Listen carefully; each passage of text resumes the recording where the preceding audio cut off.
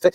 On a l'impression que ça, c'est foutu, ça. Et pourtant, le type qui a découvert Helicobacter pylori, il en a quand même pris une lampée pour démontrer que c'était bien ça qui causait l'ulcère. Alors, est-ce qu'on a encore de la place pour ça? En Europe et aux États-Unis, non. Ouais. C'est fini.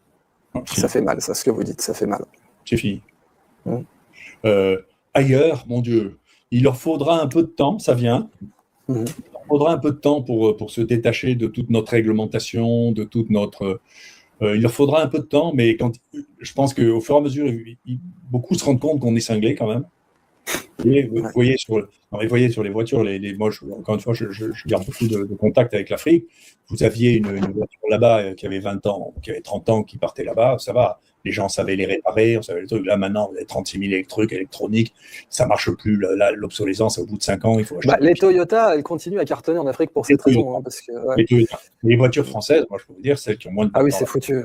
Ouais, c'est clair. Ouais. Donc, toute cette réglementation sécuritaire, si vous voulez, a fait que voilà, la capacité à innover, à changer ou à réparer n'est plus la même. Il y a une réglementation qui est devenue monstrueuse.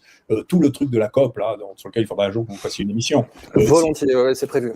C'est fait pour empêcher, en réalité, toute initiative individuelle. Donc, il faut que ce soit tout par réseau, si possible chapeauté soit par l'État, soit par l'industrie pharmaceutique. Donc, ça veut dire que vous ne pouvez plus, les initiatives personnelles ou les découvertes par hasard sont plus acceptables, et de moins en moins en Occident.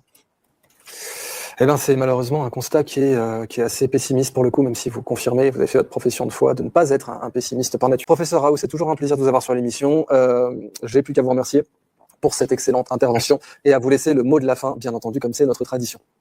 Non, bah écoutez, comme je l'ai dit, je suis pas pessimiste. Je crois pas que il y ait une solution unique. Je pense que la solution, c'est le peuple. Je pense qu'au bout d'un moment, et je le vois, au bout d'un moment, les gens voient bien qu'on les roule dans la farine, qu'on leur ment, que l'on triche, qu'on est en faillite. Je ne sais pas comment on va sortir de ces faillites épouvantables, qu'on empêche les gens qui travaillent de travailler normalement, qu'on a développé une espèce de parasitisme extraordinaire du tertiaire qui vit sur du primaire. Pour la première fois, l'agriculture française est déficitaire. De l'histoire. C'est incroyable ça, oui, rien que ça, c'est fou. Incroyable. Donc, on fait plus de bagnoles. Non mais, attendez, jusqu'où va-t-on aller? Jusqu'où est-ce qu'on va aller on ne produit plus rien, on est obligé d'importer. Moi, je me rappelle de l'histoire de la moutarde. On fabriquait plus de moutarde, on importait la moutarde du Canada et d'Ukraine. La guerre d'Ukraine, la sécheresse, ce truc. Moi, j'ai appris que la moutarde de Dijon était faite avec des plantes qui venaient d'Ukraine et du Canada. On ne peut même pas faire quelques hectares de moutarde en France.